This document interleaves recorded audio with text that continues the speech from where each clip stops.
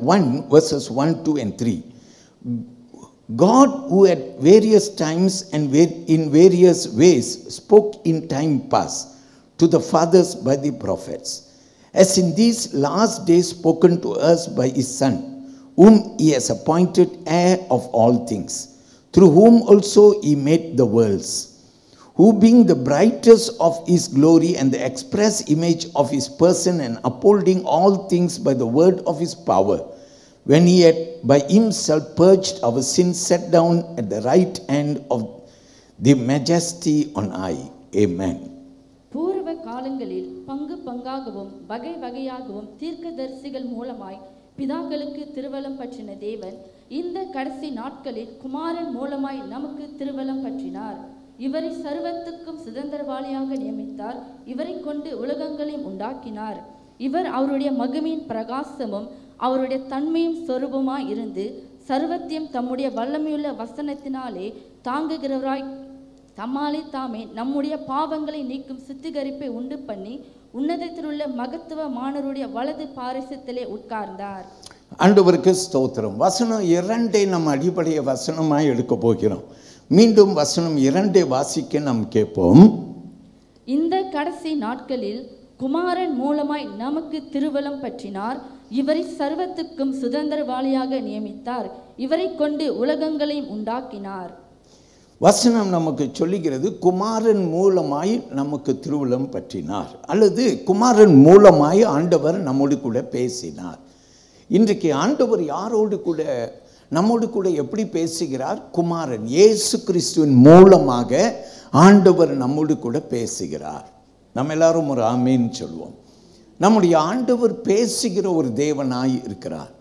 இன்றைக்கு நான் எடுத்திருக்கிற நம்முடைய தலைப்பு, அவர் theme based on verse 2 of Hebrews chapter 1 is this: God still speaks.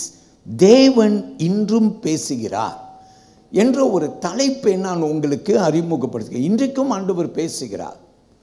அவர் நேற்று பேசினார், இன்றைக்கு பேசுவது இல்லை என்று அல்ல.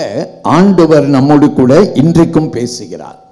நம்புகிறவர்கள் ஒரு ஆமேன்னு சொல்லுங்கள். அவர் எல்லாரோடு கூட பேச விரும்புகிறார். உங்கள் பாஸ்டரோடு பேசுகிறது போல அவர் விசுவாசியான நம்மோடு கூட அவர் பேசும்படி விரும்புகிறார். எல்லா மனிதர்களோடு கூட பேச விரும்புகிறார். பெற்றோர்கள் கூட பேச விரும்புகிறார், பிள்ளைகளோடு கூட பேச விரும்புகிறார், பெரியோரோடு கூட பேச விரும்புகிறார். அவர் சிறுவர்கள் கூட பேச விரும்புகிறார். ஆமென் சொல்லுவோம். அல்லேலூயா. ஆண்டவர் பேச விரும்புகிற ஒரு தேவன். அதனால் இன்றைக்கு நம்முடைய தலைப்பானது நாம் பார்க்கிறோம், தேவன் பிரியமானவர்களே இன்றும் பேசுகிறார். ஆமென். ஆண்டவர் பேசுகிறவர். யாராவது நீங்கள் அவருடைய குரலை கேளாமல் இருக்கிறீர்கள் என்றால் இந்த அற்புத இரவு கூட்டத்திலே இன்றைக்கு என்னை கேட்டுக்கொண்டிருக்கும் போதே உங்களோடு கூட ஆண்டவர் பேசுவார். நம்ம எல்லாரும் சொல்லுவோம் அல்லேலூயா. கர்த்தருக்கு மகிமை உண்டாவதாக. அவர் நம்மோடு கூட நிச்சயமாய் பேசுகிறார். சொல்லுங்க அல்லேலூயா. கர்த்தர் பெரியவர். அவர் பேசுகிற ஒரு பிரதான ஆண்டவராய் இருக்கிறார். எல்லாரும் சொல்லுங்கள் அல்லேலூயா. பாருங்கள், வேதத்திலே பழைய ஏற்பாடு புதிய ஏற்பாடு என்று இருக்கிறது. பழைய ஏற்பாட்டிலே ஆண்டவர் வித்தியாசமாய் பேசினார். அவர் எப்படி பேசினார்? அவர் தீர்க்கதரிசிகள் மூலமாய் பேசினார். அல்லேலூயா. மனிதர்கள் இடத்திலே ஆண்டவர் எப்படி பேசினார் அப்படின்னா அவர்கள் தீர்க்கதரிசிகளோடு. அதனால்தான் வேதத்திலே பல தீர்க்கதரிசிகளை நாம் பார்க்கிறோம். அல்லேலூயா. அப்போ இவர்கள் தேவ வார்த்தையை பெற்று அவர்கள் என்ன செய்தார்கள்? ஜனங்களுக்கு தேவனுடைய வார்த்தையை உரைத்தார்கள். ஆனால் இன்றைக்கு அப்படி அல்ல. இன்றைக்கு ஆண்டவர் எப்படி பேசுகிறார்? அவர் குமாரன் மூலமாய் பேசுகிறார். வேதம் சொல்லுகிறது அவருடைய குமாரனான இயேசு கிறிஸ்து மூலமாய் இயேசு நம்மோடு கூட, தேவன் நம்மோடு கூட அவர் பேசுகிறார். எல்லாரும் சொல்லுங்க ஹல்லேலூயா. இதை உங்களுக்கு கொஞ்சம் எடுத்து காட்டுவதற்கு அப்போஸ்தலர் புஸ்தகத்தில் 2ஆம் அதிகாரத்தில் நீங்கள் 17வது வசனத்துக்கு வந்தீங்கன்னாக்கா, if you will come with me to Acts of the Apostle chapter 2 and if you will come to verse 17. Verse 17 reads like this. It says, and it shall come to pass in the last days, says God, that I will pour out my spirit on all flesh. Your sons and your daughters shall prophesy. Your young men shall see visions. Your old men shall dream dreams. நாம் கேட்போம். கடைசி நாட்களில் நான் மாம்சமான யாவர் மேலும் என் ஆவியை ஊற்றுவேன். அப்பொழுது உங்கள் குமாரரும் உங்கள் குமாரத்திகளும் தீர்க்க தரிசனம் சொல்லுவார்கள். உங்கள் வாலிபர் தரிசனங்களை அடைவார்கள். உங்கள் மூப்பர் சொப்பனங்களை காண்பார்கள். எல்லாரும் சொல்லுவோமா? ஹல்லேலூயா. கடைசி நாட்களில் மாம்சமான யாவர் மேலேயும் என்ன செய்வாராம்? அவருடைய ஆவியை ஊற்றுவாராம். ஹல்லேலூயா. அப்போ வேதம் சொல்லுகிற வாலிப பிள்ளைகள் மேலே அவர் என்ன செய்வாராம்? தீர்க்க தரிசனத்தின் ஆவியை, ஹல்லேலூயா, ஆண் மக்கள் மேலே தரிசனத்தின் ஆவியை, முதியோர் மேலே சொப்பனத்தின் ஆவியை ஊற்றுவேன் என்று சொல்லுகிறார். நாம் சொல்லுவோம் ஹல்லேலூயா. கர்த்தருக்கு மகிமை உண்டாவதாக. இப்படியாக ஆண்டவர் நம்மோடு கூட அவர் பேசுகிற ஒரு தேவன். இயேசு கிறிஸ்து யோவான் புஸ்தகத்திலே, சுவிசேஷகத்திலே 1ஆம் அதிகாரத்தில் வரும்போது இப்படியாக நமக்கு உரைக்கிற வார்த்தையை நாம் பார்க்கிறோம். யோவான் 1ஆம் அதிகாரம் வசனம் 1-2 எடுத்துக்கொள்வோம். Come with me to John's Gospel chapter 1 and we will go to verse 1 and 2. It reads like this. I will read for you. In the beginning was the Word, and the Word was with God, and the Word was God. He was in the beginning with God. நாம் கேட்போம். ஆதியிலே வார்த்தை இருந்தது, அந்த வார்த்தை தேவனிடத்தில் இருந்தது, அந்த வார்த்தை தேவனாய் இருந்தது, அவர் ஆதியிலே தேவனோடு இருந்தார். அல்லேலூயா. அப்ப இயேசு கிறிஸ்துவை குறித்து அங்க வேத வசனம் என்ன சொல்லுகிறது? அவர் வார்த்தை அப்படின்னு சொல்லுகிறது. சரியா? அவர் வார்த்தையாய் இருந்த, ஆதியிலே வார்த்தை இருந்தது, அந்த வார்த்தை தேவனிடத்தில் இருந்தது. அல்லேலூயா. பிரியமானவர்களே, கர்த்தருக்கு ஸ்தோத்திரம். இயேசுவை குறித்து வேத வசனம் சொல்லுகிறது அவர் வார்த்தை என்று வேத வசனம் சொல்லுகிறது. சொல்லுவோமா? ஹல்லேலூயா. இப்படி பைபிளில் சில இடத்துல இந்த இயேசுவை குறித்து நமக்கு விவரிக்கப்படுகிறது. பவுல் கொலோசியர் சபைக்கு எழுதுகிறார். கொலோசியர் புஸ்தகத்தை எடுத்துக்கொள்ளுங்கள், 1ஆம் அதிகாரத்தை எடுத்துக்கொள்ளுங்கள். Come with me to Colossians chapter 1 and we are going to verse 15 and 16, 17. I invite you to come to verses 15, 16 and 17. இந்த வசனங்களை நாம் கவனிப்போம். மீண்டுமாக கொலோசியர் 1, Colossians chapter 1 and we are going to verses 15, 16 and 17. It reads, He is the image of the invisible God, the firstborn over all creation. For by him all things were created that are in heaven and that are on earth, visible and invisible, whether thrones or dominions or principalities or powers, all things were created through him and for him, and he is before all things, and in him all things consist. நாம் கேட்போம். அவர் அதி தரிசனமான தேவனுடைய தற்சுரூபமும் சர்வ சிருஷ்டிக்கு முந்தின பேருமானவர். ஏனென்றால் அவருக்குள் சகலமும் சிருஷ்டிக்கப்பட்டது, பரலோகத்தில் உள்ளவைகளும் பூலோகத்தில் உள்ளவைகளுமாகிய காணப்படுகிறவைகளும் காணப்படாதவைகளுமான சகல வஸ்துக்களும், சிங்காசனங்களாலும் கர்த்தர் துவங்களாலும் துறைதனங்கள் ஆனாலும் அதிகாரங்கள் ஆனாலும் சகலம் அவரை கொண்டும் அவருக்கென்றும் சிருஷ்டிக்கப்பட்டது. எல்லாரும் ஆமென் சொல்லுவோமா? இயேசு கிறிஸ்துவை குறித்து நமக்கு வேதம் மிக தெளிவாக சொல்கிறது. சகலமும் அவரால் உண்டானது, சகலமும் அவருக்கென்று சிருஷ்டிக்கப்பட்டது என்று இயேசுவை குறித்து. பிரியமானவர்களே, ஒரு முறை ஆண்டவருடைய வார்த்தை மத்தேயு சுவிசேஷத்திலே நமக்கு வருகிறது. மத்தேயு 17ஆம் அதிகாரத்தை எடுத்துக்கொள்ளுங்கள். இது அனைத்தும் நான் உங்களுக்கு கொடுக்கும் முன்னுரையின் வார்த்தைகள். மத்தேயு 17ஆம் அதிகாரத்தை எடுத்துக்கொள்வோம். Come with me to Matthew chapter 17 and verse 5. It says, While he was still speaking, behold, a bright cloud overshadowed them, and suddenly a voice came out of the cloud saying, This is my beloved son, in whom I am well pleased. Hear him. அந்த வசனத்தை கவனியுங்கள். அவன் பேசுகையில், இதோ ஒளியுள்ள ஒரு மேகம் அவர் மேல் நிழலிட்டது. இவர் என்னுடைய நேசகுமாரன், இவரில் பிரியமாய் இருக்கிறேன், இவருக்கு செவி கொடுங்கள் என்று அந்த மேகத்திலிருந்து ஒரு சத்தம் உண்டாயிற்று. நம்ம எல்லாரும் சொல்லுவோம் அல்லேலூயா. இது எப்போது எழுதப்பட்ட வேத வசனம்? மறுரூபமாக்கப்பட்ட மலையிலே இயேசு மறுரூபமான போது அங்கே இருவர் வானத்தில் இருந்து இறங்கி வந்த தீர்க்கதரிசிகள். அங்கு வேதம் நமக்கு 3வது வசனத்தில் சொல்லுகிறது, மோசேயும் எலியாவும் அங்கே தோன்றினார்கள் மறுரூபமாக்கப்பட்ட மலையில். ஆனால் 1வது வசனத்தை கவனிங்கள். அங்கே யார் இதை கவனித்து கொண்டிருக்கிறது? வேத வசனம் சொல்கிறது இயேசுவின் சீஷர்களான பேதுரு, யாக்கோபு, யோவான்.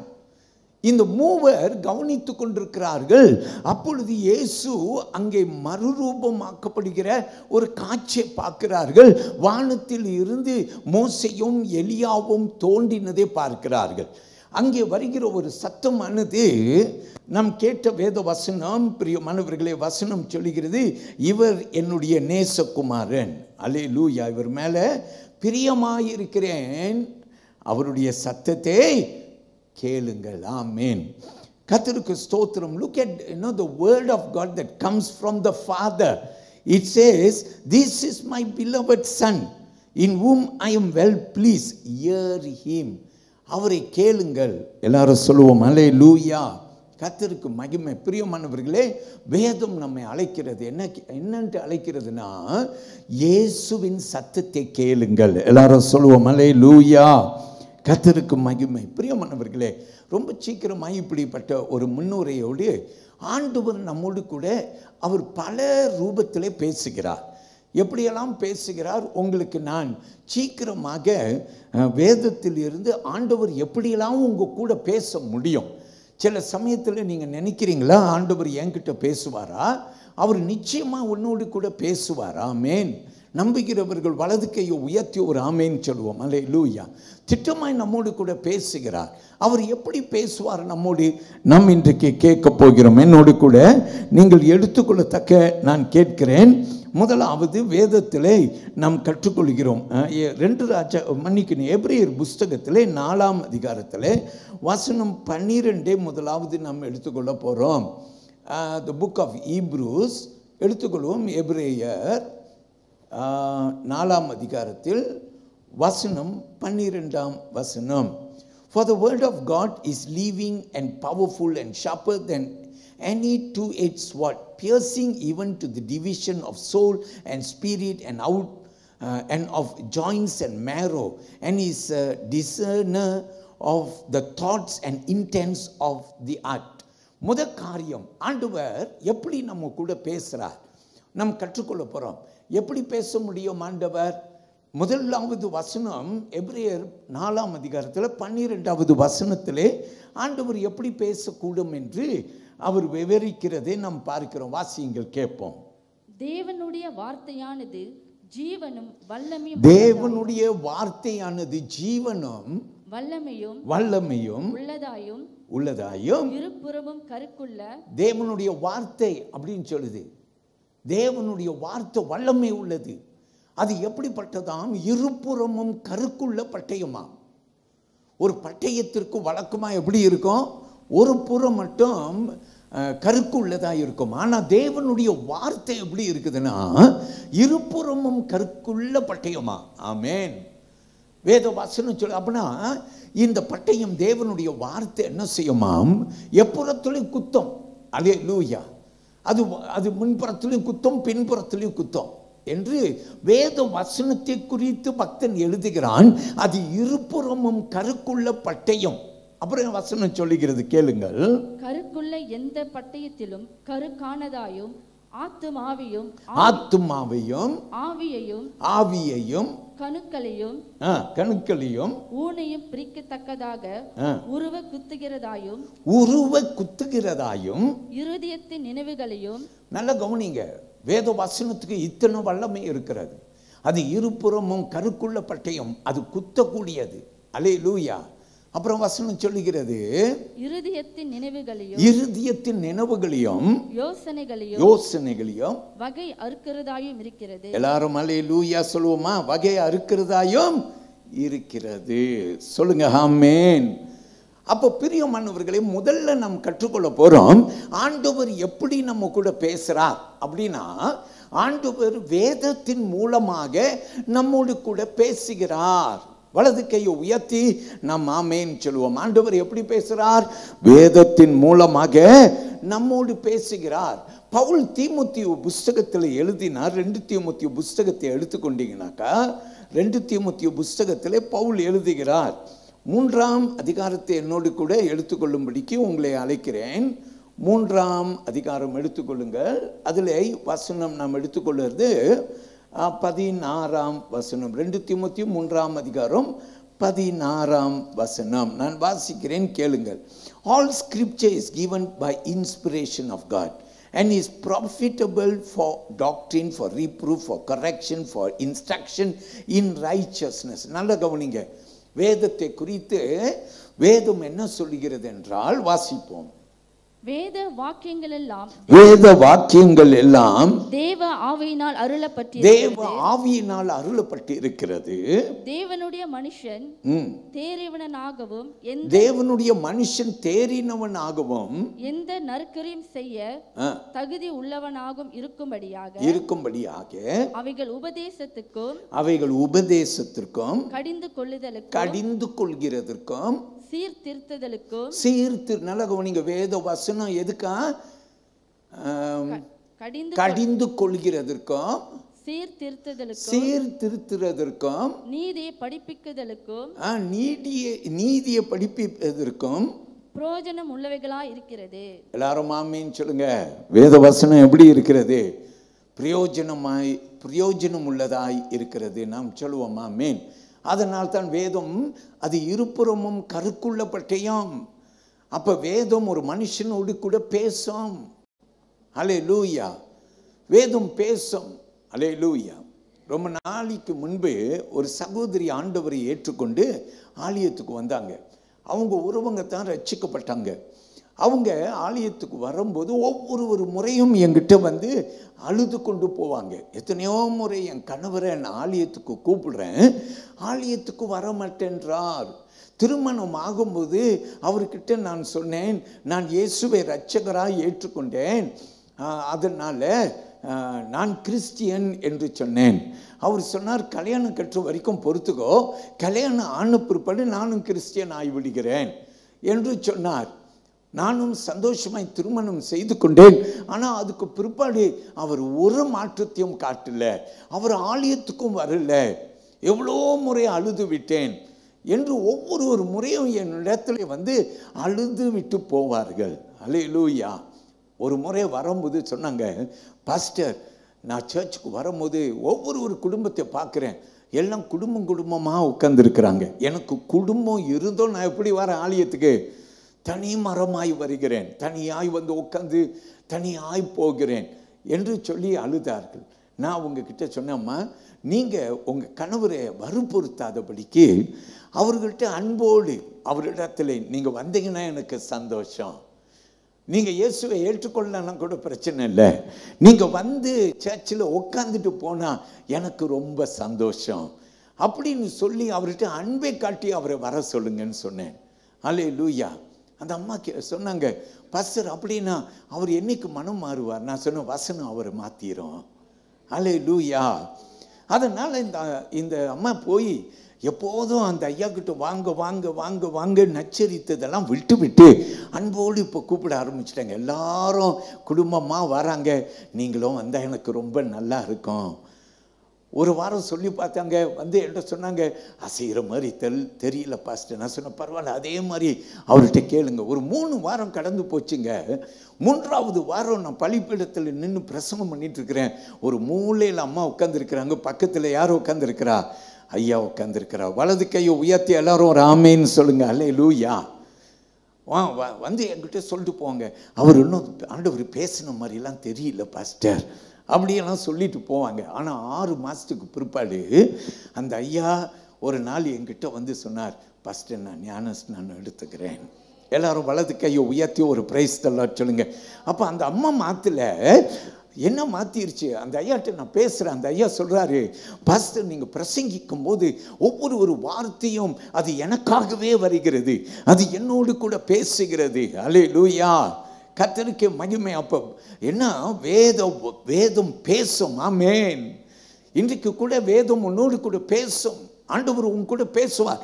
யாரெல்லாம் நீங்க நினைக்கிறீங்க ஆண்டவர் என் கூட பேசலையே, அவர் பேச மாட்டாரா, என்கிட்ட பேச மாட்டாரா, உன் வேதத்தை திறந்து நீ வாசிக்க ஆரம்பி, அவர் உன்னோடு பேச ஆரம்பித்துடுவார். ஒரு உதாரணத்துக்கு உங்ககிட்ட நான் ஒரு தேவ மனுஷனை காட்டும்படி விரும்புகிறேன். யோசியா என்ற ராஜா ஒரு 8 வயதிலே ராஜாவானான் என்று நாம் பார்க்கிறோம். இந்த யோசியா ராஜாவின் காலத்தில் வேதம் எங்கும் இல்லை. வேதத்தில் நாம் வாசிக்கிறோம், வேதம் காணாமல் போய்விட்டது.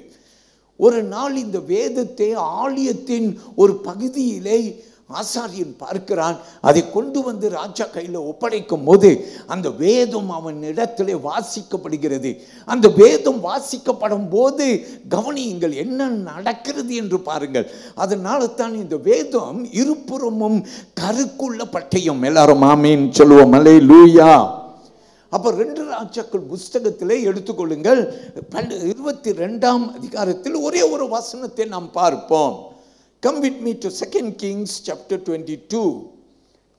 என்னோடு கூட வாருங்கள். 2 ராஜாக்கள் பிரியமானவர்களே 22ஆம் அதிகாரத்திற்கு வாருங்கள். அதில் நாம் கவனிக்க போகிறோம் வசனம் 11ஆம் வசனத்தை நாம் கவனிக்க போகிறோம். நான் அதை வாசிக்கிறேன் முதல்ல, பின்பு நாம் கேட்போம். Praise the Lord. 22ஆம் அதிகாரம் 11ஆம் வசனம். Let me read, okay? Now it happened when the king heard the words of the book of the law that he tore his clothes. கேளுங்கள் அந்த வார்த்தையை.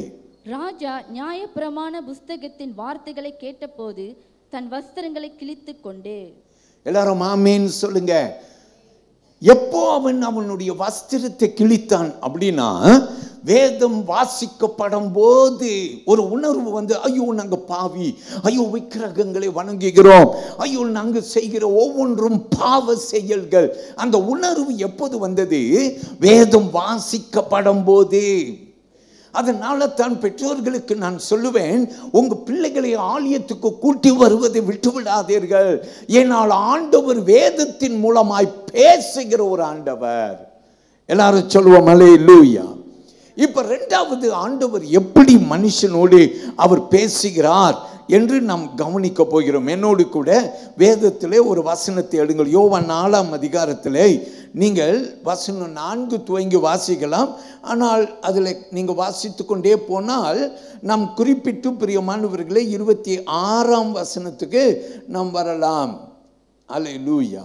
இது ஒரு நாம் அறிந்த ஒரு வேத பகுதி. இயேசு சமேரியாவுக்கு போயிருக்கிறார். கிணற்றின் அருகில் உட்காருகிறார்.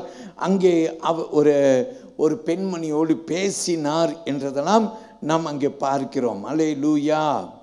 அங்கே வேதம் என்ன சொல்லுகிறது அப்படின்னு நீங்கள் பார்த்தீங்கன்னா, பிரியமானவர்களே, இயேசு கிறிஸ்து அவளுடைய அந்தரங்கங்களை எல்லாம் விவரித்து பேசினார். அல்லேலூயா. அல்லேலூயா. 26வது வசனத்தை மட்டும் கவனிப்போம்.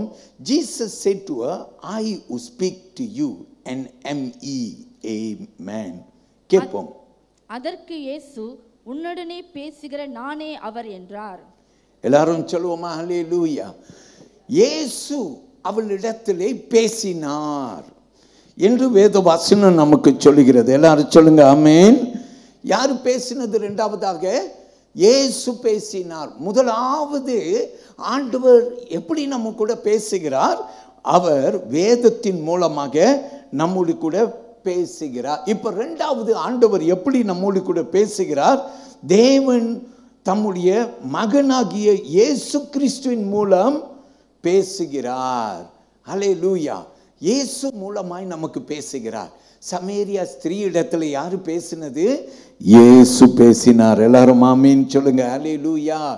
அதனால நம்ம சுவிசேஷங்களை வாசித்தால் நீங்கள் இயேசு உங்களோடு திட்டம் தெளிவுமாய் பேசுகிறதை நீங்கள் அறிவீர்கள். எல்லாரும் சொல்லுங்க அல்லேலூயா. அல்லேலூயா. நான் இதை விவரித்து உங்களுக்கு சொல்லலாம். இந்த சமீரிய பெண்ணானவள் உடப்பட்டிருந்தவள், பாவத்திலே வாழ்ந்தவள். ஏற்கனவே 5 புருஷனோடு வாழ்ந்து இப்போ வாழ்கிறதும் அவளுடைய புருஷன் அல்ல என்று இயேசு அவளுடைய அந்தரங்கத்தை காட்டினார். அல்லேலூயா. பிரியமானவர்களே, நம்முடைய ஆண்டவர் இயேசு கிறிஸ்து 7 குத்துவிளக்குகளின் மத்தியிலே விளாவுகிற ஆண்டவர். வேதம் சொல்லுகிற சபை கூடி அவருடைய பிள்ளைகள் அவர் சமூகத்தில் உட்கார்ந்து இருக்கும் போது வேதத்தில் இருந்து உனக்கு வெளிப்பாடுகளை உன் உள்ளத்திலே அவர் கொண்டு வரக்கூடிய ஒரு தேவனாயிருக்கிறார். அப்போ வேதத்தை நீ வாசிக்கும் போது உன் கூட ஆண்டவர் பேசுகிறார். நீ தேவ வார்த்தையை கேட்டுக்கொண்டு இருக்கும் போது உன் இருதயத்தில் கிரியை செய்கிற ஆண்டவர் இயேசு கிறிஸ்து என்று நாம் பார்க்கிறோம். எல்லாரும் ஆமென் சொல்லுவோமா? ஹல்லேலூயா. கர்த்தருக்கு மகிமை. 3வது காரியத்தை நான் உங்களுக்கு சொல்லும்படி விரும்புகிறேன். யோவான் புஸ்தகத்தில் 16ஆம் அதிகாரத்தை எடுத்துக்கொள்ளுங்கள். 16ஆம் அதிகாரம், அதில் நாம் 13வது வசனத்தை கவனிக்க போகிறோம். John chapter 16 and verse 13 says, however, when he, the Spirit of truth has come, he will guide you into all truth, for he will not speak on his own authority, but whatever he hears, he will speak, and he will tell you things to come. நல்லா கவனிங்க. இப்போ யார் உங்ககிட்ட வெளிப்பாடு கொடுக்க முடியும்னா, பரிசுத்த ஆவியானவர் உன் இடத்துல எல்லாவற்றையும் கற்றுக் கொடுக்க முடியும். எல்லாரும் ஆமென் சொல்லுங்க. ஹல்லேலூயா. வாசிங்க, கேட்போம். சத்திய ஆவியாகி அவர் வரும்போது சகல சத்தியத்திற்குள்ளும் உங்களை நடத்துவார். ஆமென். அவர் தம்முடைய சுயமாய் பேசாமல் தாம் கேள்விப்பட்டவைகள் யாவையும் சொல்லி வரப்போகிற காரியங்களை உங்களுக்கு அறிவிப்பார். எல்லாரும் சொல்லுங்க ஹல்லேலூயா. அப்போ பரிசுத்த ஆவியானவர் உங்களுக்கு அறிவிப்பார். ஒவ்வொரு காலை வேளையும் நான் காலையில் என் குடும்பத்தோடு பயணம் போகும்போது ஒவ்வொரு காலை வேளையிலும் இணைந்து நான் ஒரு ஜெபம் செய்வேன். நான் எப்போதும் வழக்கமாய் செய்கிற ஜெபத்தில் இந்நாட்களில் நான் ஜெபம் பண்ண முதலாம் பரிசுத்த ஆவியானவர் இன்றைக்கு எங்களை நடத்துன்னுட்டு ஆண்டவரை நோக்கி கூப்பிடுவேன். என்னன்னா, ஆவியானவர் வரும்போது வேதம் சொல்லுகிறது அவர் எல்லாவற்றையும் உனக்கு கற்றுக் கொடுப்பார். அல்லேலூயா. பரிசுத்த ஆவியானவர் உன்னோடு பேசக்கூடியவர். எல்லாரும் சொல்லுங்க ஹல்லேலூயா. இயேசு உன்னோடு பேசக்கூடிய தேவன். அல்லேலூயா. அவர் சொன்னார், நான் போகிறது உங்களுடைய நலத்திற்கு. பரிசுத்த ஆவியானவர் வரும்போது அவர் உங்களுக்கு எல்லாவற்றையும் அவர் உங்களுக்கு அறிவிப்பார். ஒரு உதாரணத்துக்கு ஒரு வேத பகுதியை எடுத்துக்கொள்ளும். அப்போஸ்தலர் புத்தகத்தை எடுத்துக்கொள்ளுங்கள். அதில் 8ஆம் அதிகாரத்தை எடுத்துக்கொள்ளுங்கள். Come with me to Acts of the Apostle chapter 8 verses 26 onwards. என்னோடு கூட நீங்கள் எடுத்துக்கொள்ளுங்க. அங்கே பிலிப்பு என்ற ஒரு அருமையான தேவ மனுஷன் சமேரியாவில் எழுப்புதல் வந்துச்சு. ஆனால் ஆண்டவர் பிலிப்பை எடுத்துக்கொண்டு வனாந்தரத்துக்கு கொண்டு போயிட்டார். அங்கே ஒரு ரதத்திலே ஒரு எத்தோப்பியன் ஒருவன் பயணம் போய் கொண்டிருக்கிறான். ரதத்திலே அவன் ஏசியா புஸ்தகத்தை வாசித்து கொண்டு போய் கொண்டிருக்கிறான். அங்கே ஆவியானவர் இந்த பிலிப்பை வனாந்தரத்துக்கு கொண்டு போயிட்டார். அங்கே வனாந்தரத்தில் போய் அந்த ரதத்திலே அவனோடு சேர்ந்து கொள் என்று சொன்னார். இந்த பிலிப்பும் போய் அந்த ரதத்திலே சேர்ந்து கொண்டால் அவன் ஒரு புஸ்தகத்தை வாசித்து கொண்டிருக்கிறான். என்னத்தை வாசித்து கொண்டிருக்கிறான்?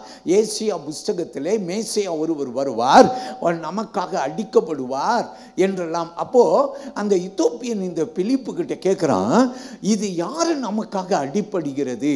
அப்போ பிலிப்பு என்ன செய்கிறார்? அதுதான் இயேசு, நமக்காக சிலுவையில் அடிக்கப்பட்டவர். எல்லாரும் ஆமென் சொல்லுவோமா? ஹல்லேலூயா. அப்போ வேத வசனத்தை கவனிங்க. பிலிப்பு இந்த ரதத்துக்கு எப்படி போனான்? எடுத்துக்கொள்ளுங்கள். அப்போஸ்தலர் 8ஆம் அதிகாரம் 29வது வசனத்துக்கு நீங்கள் வந்தீங்கன்னா அங்கே 29வது வசனம் சொல்லுகிறது, பரிசுத்த ஆவியானவரால் அந்த ரதத்திற்குள் அவன் நடத்தப்பட்டான். Look at chapter 8 and verse 29. It says then the Spirit said to Philip, go near and overtake this chariot.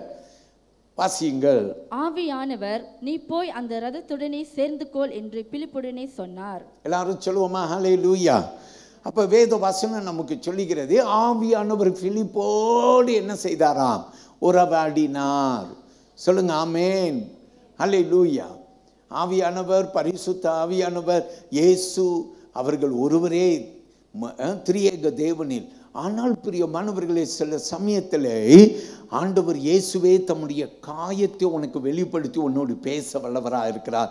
உனக்கு தரிசனத்தில் வெளிப்பட வல்லவராக இருக்கிறார். ஆவியானவரே உன் உள்ளத்துக்குள்ளார கிரியை செய்து உன்னோடு பேச அவர் தேவனாய் இருக்கிறார். பிலிப்பு இடத்துல சொன்னாராம், அந்த ரதத்திற்கு முன்னால் போய் நீ ரதத்தை மேற்கொள் என்று சொல்லி அங்கு வேத வசனத்திலே நாம் கற்றுக்கொள்கிறோம். பிரியமானவர்களே, நான்காவதாக உங்களுக்கு நான் சீக்கிரமாய் சொல்லுகிறேன், கேளுங்கள். ஆண்டவர் இன்னொரு வகையில் நம்மோடு கூட பேச வல்லவராக இருக்கிறார். யோவேல் புஸ்தகத்திலே கடைசி நாட்களில் மாம்சமான யாவர் மேலும் என்னுடைய ஆவியை ஊற்றுவேன் என்று ஆண்டவர் சொல்லுகிறார். வாலிபர்கள் தரிசனங்களை காண்பார்கள். அல்லேலூயா. தீர்க்க தரிசனத்தை பெற்றுக்கொள்வார்கள். முதியோர்கள் அவர்கள் சொப்பனங்களை காண்பார்கள். இப்படி நம் வேதத்திலே கற்றுக்கொள்ளுங்க. இதை எங்கே கற்றுக்கொள்கிறோம்? யோவேல் புஸ்தகம் 2ஆம் அதிகாரம் 28வது வசனத்திலே நாம் கற்றுக்கொள்கிறோம். ஆமேன் சொல்லுவோமா? அல்லேலூயா. சொப்பனத்திலே ஆண்டவர் வெளிப்படுவார். வேதம் சொல்லுகிற சொப்பனத்திலே, எல்லா சொப்பனம் என்று அல்ல, ஆனால் வேதத்திலே நமக்கு தெளிவாய் இருக்கிறது. சொப்பனத்திலே ஆண்டவர் பேசுவார், தரிசனத்திலே பேசுவார். அல்லேலூயா. சொப்பனம் தரிசனம் ஆண்டவர் பேசும் ஒரு பெரிய தேவனாய் இருக்கிறார். ஒரு உதாரணத்துக்கு, யோசேப்பு சொப்பனக்காரனாய் இருந்தான். நம் வேதத்தில் பார்க்கிறோம். புதிய ஏற்பாட்டின் யோசேப்பு அவன் நித்திரை கொண்டிருக்கும் போது ஆண்டவர் அவன் இடத்திலே சொப்பனத்திலே தேவ தூதர்கள் வெளிப்பட்டு, மரியாதை ஏற்றுக்கொள்ள ஐயப்படாதே என்று தேவனுடைய வார்த்தை வந்தது. அல்லேலூயா. சொப்பனம். அல்லேலூயா. சிலர் சொப்பனம் காண்பார்கள். சிலர் என்கிட்ட வந்து சொல்லுவாங்க, பாஸ்டர் நான் சொப்பனம் காண மாட்டேன், ஆனால் கண்டனா அது நிச்சயமாக பழிக்கும் பாஸ்டர் அப்படின்னு சொல்லுவாங்க. அல்லேலூயா. யார் என்ன சொப்பனம் நீ கண்டாலும் வேதம் நமக்கு சொல்லுகிறது, ஆண்டவர் சொப்பனங்களிலே நமக்கு இடைப்படுகிற ஒரு தேவன். உன் சொப்பனத்தில் உன்னோடு பேசுவார். உனக்கு வெளிப்பாடுகளே ஆண்டவர் உனக்கு கொடுப்பார். நீ வேதத்தில் வாசிக்கன்னா ஆதியாகமம் புஸ்தகத்தில் நீ போய் பார்க்கலாம். 37ஆம் அதிகாரம் வசனம் 5லிருந்து 10 வரைக்கும் யோசேப்புடைய வாழ்க்கையிலே ஆண்டவர் எப்படி அவனை சொப்பனக்காரனாக நடத்தினார். எத்தனையோ சொப்பனங்களுக்கு விளக்கம் கொடுக்கவும் சொப்பனத்தின் மூலமாக யோசேப்புக்கு ஆண்டவர் வெளிப்பட்டார் என்று சொல்லி நாம் பார்க்கிறோம். மத்தேயு 1ஆம் அதிகாரம் 20வது வசனத்தை எடுத்துக்கொள்ளுங்கள். Come with me to Matthew's Gospel chapter 1 and I invite you to come to verse 20. 20வது வசனத்துக்கு என்னோடு கூட வரும்படி உங்களை அழைக்கிறேன். Okay, give me 1 minute. மத்தேயு 1ஆம் அதிகாரம் 20ஆம் வசனம் இப்படியா சொல்லுகிறது. But while he thought about these things, behold, an angel of the Lord appeared to him in a dream, saying, Joseph, son of David, do not be afraid to take to you Mary, your wife, for that which is conceived in her is of the Holy Spirit. நாம் கேட்போம். அவன் இப்படி சிந்தித்துக் கொண்டிருக்கையில் கர்த்தருடைய தூதன் சொப்பனத்தில் அவனுக்கு காணப்பட்டு, தாவீதின் குமாரனாகிய யோசேப்பே, உன் மனைவியாக மரியாளை சேர்த்து கொள்ள ஐயப்படாதே, அவளிடத்தில் உற்பத்தியா இருக்கிறது பரிசுத்த ஆவியினால் உண்டானது. எல்லாரும் ஆமென் சொல்லுவோமா? கர்த்தருக்கு ஸ்தோத்திரம். அப்போ 4வதாய் நாம் பார்க்கிறோம், ஆண்டவர் சொப்பனத்திலே தரிசனத்திலையும் வெளிப்படுவார். இப்போ 5வதாய் நான் உங்களுக்கு சொல்லும்படி நான் விரும்புகிறேன். ஆண்டவர் எப்படி பேசுவார்? தேவன் தெய்வீக ஆலோசனை மற்றும் மக்கள் வழியாக பேசுகிறார் அப்படின்ட்டு நான் உங்களுக்கு 4வதாக சொல்ல விரும்புகிறேன். அதாவது சிலர் ஆலோசகர்கள் உங்கள் கூட பேசத்தக்க ஆண்டவர் ஆலோசகர்கள் மூலமாக ஆண்டவர் நம்மோடு கூட பேச அவர் தேவனாய் இருக்கிறார். எல்லாரும் ஆமென் சொல்லுவோமா? நீதிமொழிகள் புஸ்தகத்தை எடுத்துக்கொண்டீங்க. நம்ம ப்ராவர்ப்ஸ் சாப்டர் 11 எடுத்துக்கொள்ளுங்கள். நீதிமொழிகள் புஸ்தகத்திலே 11ஆம் அதிகாரத்தை எடுத்துக்கொள்ளுங்கள். அதில் 14ஆம் வசனத்தை நாம் கவனிக்க போகிறோம். Come with me to Proverbs chapter 11 and verse 14. It says, where there is no counsel the people fall, but in the multitude of counselors there is safety. கவனியுங்கள். ஆலோசனை இல்லாத இடத்தில் ஜனங்கள் விழுந்து போவார்கள், அநேக ஆலோசனைக்காரர் உண்டானால் சுகம் உண்டாகும். ஆமென் சொல்லுவோமா? ஹல்லேலூயா. ஆலோசகர்கள் இல்லாத இடத்துல ஜனங்கள் சீர்கெட்டு போயிடுவாங்க. ஆமென். அப்போ ஆலோசகர்கள் அநேகர் உண்டு என்றால் அது நல்லது. ஆமேன். பிரியமானவர்களே, நம்ம சபை ஸ்தாபிக்கப்படும் போது, நம்ம இண்டிபெண்டன்ட் சபை இல்லை, நம்ம சபை ஸ்தாபிக்கப்படும் போது பாஸ்டர் இந்த சபையை நானே நடத்துவேன், நானே எல்லாத்தையும் பார்த்துக்குவேன், பொருளாதாரத்தை நானே பார்த்துக்குவேன், அல்லேலூயா, பணக்காரியம்னா நான் தான் பார்த்துக்குவேன். நிறைய இண்டிபெண்டன்ட் சபையில் நீங்கள் பார்த்தீங்கன்னா பணக்காரியத்தை பாஸ்டரும் குடும்பமாக தான் பார்த்துக்குவாங்க. அதனால் நீங்கள் பாருங்கள், எவ்வளோ தான் இந்த சபை ஆசீர்வதிக்கப்பட்டிருந்தாலும் வளர முடியாது இருந்துகிட்டே இருக்கும். ஆனாலும் நம்ம சபையை நீங்கள் பார்த்தீங்கன்னாக்கா ஆரம்ப காலத்தில் இருந்து பொருளாதார காரியமாக இருந்தாலும் எந்த காரியமாக இருந்தாலும் இணைந்து செய்யக்கூடிய ஒரு கூட்டத்தை கர்த்தர் நமக்கு ஏற்படுத்தி, அல்லேலூயா, இப்படி கர்த்தர் காரியத்தை வாய்க்க பண்ணுகிறபடியினாலே சபையிலே நாம் திருப்தி பார்க்கிறோம், வளர்ச்சி பார்க்குறோம். எல்லாரும் ஆமேன்னு சொல்லுங்க. கரங்களை உயர்த்தி கர்த்தரை மகிமைப்படுத்துங்க. ஆமேன். அப்போ இந்த சபையை பாஸ்டர் ஒரு வேளை ஆண்டவரால் ஏவப்பட்டு சபையை நடத்த ஆண்டவர் தான் நடத்தினார் என்றாலும் பாஸ்டர் உண்டியாய் நடத்த முடியாது. மோசைக்கு ஒண்டியாய் நடத்த முடியாது. மாமனார் சொன்னார், மோசே நீ ஒண்டியா செய்துட்டு இருந்தனா என்ன ஆகிடும், நீ சோர்ந்து போயிடுவே. அல்லேலூயா. நீ என்ன செய்யணும், பகிர்ந்து கொள்ளுன்னு. ஆமேன். அதனால் நம்ம சர்ச்சில் எல்லாரும் இணைந்து எல்லாரும் பங்காளிகளாக நாம் செய்யும்போது சபை பக்தி விருத்தி அடைகிறது. இப்போ நீங்கள் ஒரு உதாரணத்தை பாருங்கள். இப்போ நான் உங்களுக்கு ஆலோசகர்கள் முக்கியம். ஒரு முறை தாவீது பாவம் செய்துவிட்டு 2 வருஷம் தேவ சமூகத்துக்குள்ளார போக முடியாமல், தேவ சமூகத்தை நாட முடியாமல், ஜெபம் பண்ண முடியாமல், தேவ ஆலயத்துக்கு போய் வருகிறவன் இப்போ ஆலயத்துக்கு போகாமல் வராமல், அல்லேலூயா, இப்படி இருந்தபோது வேதம் நமக்கு சொல்லுகிறது, ஆண்டவர் ஒரு ஆலோசகனை அனுப்பினார். யாரை அனுப்பினார்? நாத்தான் தீர்க்கதரிசியை அனுப்பினார். அல்லேலூயா. நாத்தான் தீர்க்கதரிசி அங்கே போனான். 2 சாமுவேல் புத்தகத்தில் 12ஆம் அதிகாரத்தில் போய் நீங்கள் வசனம் 1லிருந்து 4 வரைக்கும் பார்த்தீங்கன்னா, 14 வரைக்கும் பார்த்தீங்கன்னா, அங்கே ஒரு கதை ஒன்றை சொல்லி நாத்தான் தாவீதை புரிய வைக்கிறான். தாவீது உடனே கோபம் கொள்றான். எவன் அவன் என்று கேட்குறான். அப்போ தாவீது கிட்ட நாத்தான் சொல்கிறான், அந்த மனுஷன் நீ தான். அல்லேலூயா. எல்லாரும் சொல்லுங்க ஆமேன். அப்போ தாவீது உடைந்தான். 2 வருஷம் தாவீதால தேவ சமூகத்துக்கு போக முடியல, தேவனை தேட முடியல, ஆண்டவர் அவன் கூட பேசல, அவன் ஆண்டவர் கூட பேசல. அல்லேலூயா. இப்படி ஒரு வேளை நம்முடைய வாழ்க்கையில நாமும் கூட கஷ்டப்பட்டு இருக்கலாம். என்னால் ஆண்டவர் கூட பேச முடியல, ஆண்டவர் என் கூட பேசல, இப்படி நம்ம புலம்பிக் கொண்டிருக்கலாம். அப்புறம் ஆண்டவர் ஒருவனை எழுப்புகிறார். அல்லேலூயா. அது யார் ரூபத்திலும் வரக்கூடும். நாத்தான் என்ற தீர்க்கதரிசி ரூபத்திலே, உன் பாஸ்டர் என்ற ரூபத்திலே, உன் உறவினர் என்ற ரூபத்திலே, ஏதாவது ஒரு ரூபத்திலே ஒருவர் திடீரென்று உனக்கு ஆலோசகராய் வந்து உன் செவியிலே தொனிக்கிற ஒரு சத்தம் கேட்கும். ஆமேன். திடீர்னு உனக்கு ஒரு உணர்ச்சி வரும், ஐயோ நான் தானா. அல்லேலூயா. கர்த்தர் பெரியவர். எல்லாரும் ஆமேன் சொல்லுவோமா? அப்போ ஆண்டவர் 5ஆவதா எப்படி பேசுகிறாரு? ஆலோசகர்கள் மூலமாய் பேசுகிறார். எல்லாரும் சொல்லுங்க ஆமேன். இப்போ 6வது ஒரு காரியத்தை என்னோடு கூட நீங்கள் ரோமர் 1ஆம் அதிகாரம் 20வது வசனத்திலே காணப்போகிறீர்கள். ரோமர் 1ஆம் அதிகாரம் 20வது வசனம். அதாவது நம்ம என்ன தெரியுமா 6வதாக கற்றுக்கொள்ள போகிறோம்?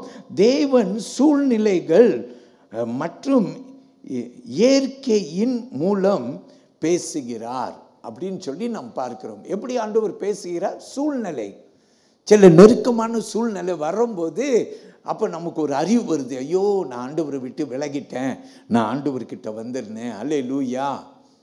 அல்லேலூயா. ஏதாவது ஒரு சூழ்நிலையில் ஆண்டவர் பேசுவார். ஒரு விபத்து நடந்திருக்கும், ஆண்டவர் திடீர்னு பேசுவார். அப்போ தான் உங்ககிட்ட பேசுவார், அந்த சூழ்நிலையை வைத்து பேசுவார். ஒரு டாக்டர்கிட்ட நீ போயிருப்ப, அப்போ தான் ஆண்டவர் உங்ககிட்ட ஒரு சூழ்நிலையை வைத்து பேசுவார். எல்லாம் சொல்லுங்க ஆமேன். ஒரு உதாரணத்துக்கு ரோமர் 1ஆம் அதிகாரம் 20வது வசனத்தை நாம் பார்ப்போம். ரோமர் 1ஆம் அதிகாரம் 20ஆம் வசனம். Come with me to Romans chapter 1 and verse 20. I will read for you. It says, for since the creation of the world, his invisible attributes are clearly seen, being understood by the things that are made, even his eternal power and Godhead, so that they are without excuse. நாம் கேட்போம். எப்படி என்றால், காணப்படாதவைகளாகிய அவருடைய நித்திய வல்லமை, தேவத்துவம் என்பவைகள் உண்டாக்கப்பட்டிருக்கிறவர்களினாலே உலகம் உண்டான முதற்கொண்டு தெளிவாய் காணப்படும். ஆதலால் அவர்கள் போக்கு சொல்ல இடமில்லை. எல்லாரும் ஒரு அல்லேலூயா சொல்லுவோமா? கர்த்தருக்கு ஸ்தோத்திரம். பிரியமானவர்களே, ஆண்டவர் சூழ்நிலையை வச்சு பேசுவார். எனக்கு உடனே யோசனைக்கு வருது யாரா இருக்குது தெரியுமா? யோனா என்ன செய்தான்? பிரியமானவர்களே, ஆண்டவருடைய அழைப்பு வந்துச்சு. அவன் நினைவேக்கு போகாமல் எங்கே ஓடுறான்? தர்ஷீஷுக்கு ஓடுறான். போய் கப்பலின் அடித்தரத்திலே அவன் நித்திரை கொண்டிருக்கிறான். ஆண்டவர் இயற்கை மூலமாய் பேச ஆரம்பிக்கிறார். நேரடியாக உன்னை கூப்பிட்டு பார்த்தார், நேரடியாக உன்கிட்ட உறவாடி பார்த்தார். நீ கொஞ்சம் கூட அசையில. அல்லேலூயா. அப்புறம் உனக்கு ஒரு நெருக்கடி, உன் வேலை இடத்துல ஒரு நெருக்கடி, உன் பள்ளிக்கூடத்தில் ஒரு நெருக்கடி, உன் படிப்பில் ஒரு நெருக்கடி, எல்லா சூழ்நிலையிலையும் உனக்கு ஒரு நெருக்கடி. அல்லேலூயா. ஆண்டவர் பேச ஆரம்பித்தார். யோனாவை தூக்கி கடலுக்குள்ளே போட்டாங்க. ஆண்டவர் இயற்கையில வெளிப்பட்டு யோனாவை கொண்டு வந்து அவர் எங்கே நிறுத்தணும்னு நினைத்தாரோ அங்கே கொண்டு வந்து நிறுத்திட்டார். நான் அடிக்கடி எல்லார்ட்டையும் சொல்லுவேன், நீ எங்கே ஓடினாலும் ஆண்டவருடைய சமூகத்தை விட்டு நீ எங்கேயோ ஓட முடியாது. அல்லேலூயா. அவர் சமூகத்தில் நீ வந்து நிற்கிற வரைக்கும் ஆண்டவர் உன்னை சும்மா விட மாட்டார். நீ அவர் நாமம் தரிக்கப்பட்ட பிள்ளை. நீ வலது புறம் இடது புறம் எப்புறத்துலையும் நீ ஓட முடியாது. ஏன்னா கர்த்தர் நினைவே பட்டணத்துக்குள்ளார யோனாவை கொண்டு வந்தது போல உன்னையும் கொண்டு வந்துடுவார். எல்லாரும் ஆமீன் சொல்லுவோம். அல்லேலூயா. கடைசியாய் 7வது வகையிலே ஆண்டவர் நம்மோடு கூட பேசக்கூடிய ஒரு வகை என்னென்று நாம் கவனிக்க போகிறோம். எல்லாரும் ஆமீன் சொல்லுவோம். என்னோடு கூட கொலோசியர் புஸ்தகத்தை எடுத்துக்கொள்ளுங்கள். 3ஆம் அதிகாரத்தை எடுத்துக்கொள்ளுங்கள். Come with me to Colossians. I invite you to come to chapter 3. 3ஆம் அதிகாரம். அதில் நீங்கள் எனக்கு கவனிக்க வேண்டிய வசனமானது 15வது வசனம். 3ஆம் அதிகாரம் 15ஆம் வசனம். அங்கே வசனம் சொல்லுகிறது, and let the peace of God rule in our hearts, to which all also you were called in one body, and be thankful. Amen. தேவ சமாதானம் உங்கள் இருதயங்களில் ஆளக்கடவது, இதற்கென்றே நீங்கள் ஒரே சரீரமாக அழைக்கப்பட்டீர்கள். எல்லாரும் ஆமீன் சொல்லுவோமா? ஹல்லேலூயா. கவனித்து பாருங்க, இங்க வேத வசனம் நமக்கு சொல்லுகிறது தேவன் எப்படி பேசுவார். Okay, look at that verse once again. We will read one more time because we have to understand. Peace of God அப்படின்னு வேத வசனம் சொல்லு. தேவ சமாதானம். நிறைய பேர் என்கிட்ட சொல்லியிருக்கிறாங்க. சில பேர் திருமணம் வரும்போது சொல்லியிருக்காங்க, இந்த பெண்ணை பார்த்தோம் அந்த பெண்ணை பார்த்தோம், ஒன்றுலேயும் ஒரு சந்தோஷம் இல்லை. ஆனால் கடைசியாக நான் இந்த பெண்ணை பார்த்த பிற்பாடு என்ன அறியாமல் எனக்குள்ளார ஒரு சமாதானம், எல்லா காரியங்களும் ரைட்டாக அமைந்தது. அல்லேலூயா. கர்த்தருக்கு மகிமை உண்டாவதாக. பிரியமானவர்களே, வேலை காரியம் எத்தனையோ வேலைக்கு போனேன், அதில் எனக்கு திருப்தி இல்லை. கடைசியாக இந்த வேலை எனக்கு கிடைத்தது, எனக்கு அவ்வளோ திருப்தி. அல்லேலூயா. ஒரே சமாதானம். அல்லேலூயா. கர்த்தருக்கு மகிமை உண்டாகட்டும். அப்போ வேதம் நமக்கு சொல்லுகிறது எப்படி ஆண்டவர் உங்க கூட பேசுவார், எப்படி சில காரியங்களை நீ செய்யும்போது அந்த காரியம் தேவனால் உண்டானதாக இருந்தால் உனக்கு ஒரு சமாதானம். அது தேவனால் இல்லை என்றால் மனம் உறுத்தி கொண்டே இருக்கும். அல்லேலூயா. எல்லாரும் சொல்லுங்க, பிரைஸ் தி லார்ட். பவுலுக்கு ஒரு அனுபவம் நாம் வாசிக்க கேட்டு பார்ப்போம். அப்போஸ்தலர் புத்தகத்தை எடுத்துக்கொள்ளுங்கள். அதில் 16ஆம் அதிகாரத்திற்கு நீங்கள் வந்தீங்கன்னாக்கா, we will go to Acts of the Apostle chapter 16 and we should go from verse 6 to 10. 16ஆம் அதிகாரத்தில் வசனம் 6 துவங்கி 10ஆம் வசனம் வரைக்கும் நம்ம ஒரு சின்ன கண்ணோட்டம் விட்டு பின்பு நாம் யாவரும் ஜெபிக்க போகிறோம். என்னோடு கூட கவனியுங்கள். 6லிருந்து வசனம் 10ஆம் வசனம் வரையிலும். Now when they had gone through Phrygia and the region of Galatia, they were forbidden by the Holy Spirit to preach the word in Asia. After they had come to Mysia, they tried to go into Bithynia, but the Spirit did not permit them. So passing by Mysia, they came down to Troas.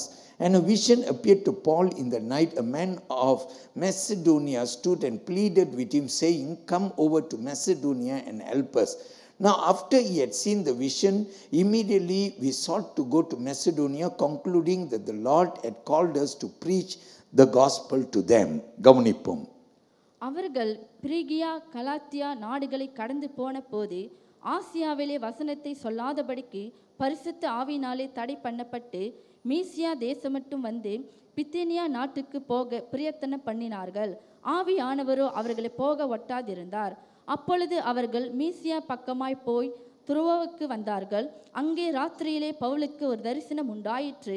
அது என்னவெனில், மக்கெதோனியா தேசத்தான் ஒருவன் வந்து நின்று, நீர் மக்கெதோனியாவுக்கு வந்து எங்களுக்கு உதவி செய்ய வேண்டும் என்று தன்னை வேண்டிக் கொண்டதாக இருந்தது. அந்த தரிசனத்தை அவன் கண்டபோது அவர்களுக்கு சுவிசேஷத்தை அறிவிக்கும்படி கர்த்தர் எங்களை அழைத்தார் என்று நாங்கள் நிச்சயித்து கொண்டு உடனே மக்கெதோனியாவுக்கு புறப்பட்டு போக பிரயத்தனம் பண்ணேன்.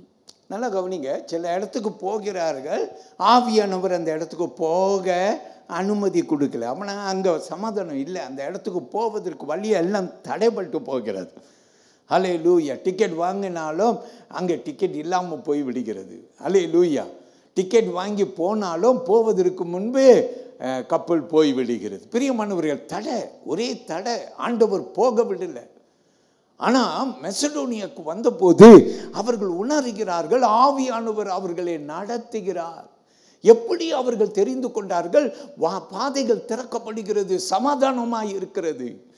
எல்லாருக்கும் இப்படிப்பட்ட அனுபவங்கள் நம்முடைய வாழ்க்கையில் இருக்கிறது. சில இடத்துக்கு ஆவியானவர் உன்னை போக விடவே மாட்டார். எல்லாரும் சொல்லுங்க ஹல்லேலூயா. போக விடவே மாட்டார். சில இடத்துக்கு உன்னை போக ஏவுவார். ஆமென். இந்த இடத்துக்கு போ, இந்த காரியத்தை செய். ஹல்லேலூயா. என் பிரியமான தேவனுடைய பிள்ளையே, ஆண்டவருக்கு நம் மகிமை செலுத்தும். ஒரு உதாரணம் முடிவில் நான் ஏசியா புஸ்தகத்தில் உங்களுக்கு ஒரு வசனம் கொடுக்கிறேன், என்னோடு கூட எடுத்துக்கொள்ளுங்கள். ஏசியா 30ஆம் அதிகாரத்தின் 21வது வசனத்தை நாம் கவனிக்க போகிறோம். என்னோடு கூட உங்களை கவனிக்கும்படி நான் அழைக்கிறேன், என்னை கேளுங்கள்.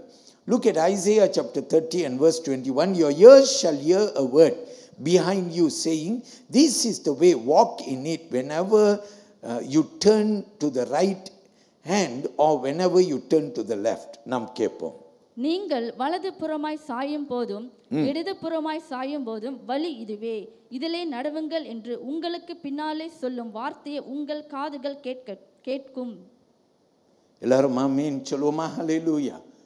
என்ன சத்தம் கேட்கும்? தேவனுடைய சத்தம் பல ரூபத்தில் உனக்கு கேட்கும். இந்த வழியில் போ. ஆமென். கர்த்தர் உன்னை நடத்துவார். அருமையான தேவ பிள்ளைகளே, இன்றைக்கு என்னை கேட்டுக்கொண்டிருக்கிற கர்த்தருடைய பிள்ளைகளே, வந்திருக்கிறவர்கள், நேரடி ஒளிபரப்பில் என்னை கேட்டுக்கொண்டிருக்கிறவர்கள், கர்த்தர் உங்களை ஆசீர்வதிப்பார். அவருடைய சத்தத்துக்கு இடம் கொடுங்கள். இப்படி 7 காரியம், 7 பூரணம், அதனால 7 வார்த்தைகளை கொண்டு நான் உங்க கூட ஆண்டவர் இப்படி உங்களோடு பேசக்கூடிய தேவன் என்று வலியுறுத்தி இருக்கிறேன். நம்பிக்கையோடு அவரை துதித்து ஆராதனை செய்து கடந்து போங்கள். தேவன் உங்களை ஆசீர்வதிப்பார். ஒரு நாளும் உங்களை வெட்கப்படுத்தவே மாட்டார். அவருடைய வழியில் நடவுங்கள். பூர்வ வழி எது என்று அறிந்து அதில் நடவுங்கள். கர்த்தர் உங்களோடு இருப்பார். ஆமென். இன்னைக்கு நான் உங்களுக்காக ஜெபம் பண்ண போகிறேன். என்னாண்டி ஜெபம் பண்ண போகிறேன்? உன் வழியை கர்த்தர் வாய்க்க பண்ணுன்னு, உன் தடைகள் எல்லாம் ஒட்டைந்து போகணும், உனக்கு எல்லாம் நல்லதாக நடக்கணும். எத்தனை பேர் வாஞ்சிக்கிறீர்கள்? கர்த்தர் உங்களுக்கு நல்லதை செய்வார். வாருங்கள், என்னோடு கூட எழுந்து நின்று நாம் ஆண்டவர் நாமத்தை எல்லாரும் என்ன செய்ய போகிறோம்? உயர்த்த போகிறோம். கர்த்தருக்கு நம்ம எல்லாரும் என்ன செலுத்த போகிறோம்? மகிமை செலுத்த போகிறோம். கர்த்தர் அவர் உங்களுக்கு நிச்சயமாய் பெரிய காரியங்களை செய்வார். அல்லேலூயா.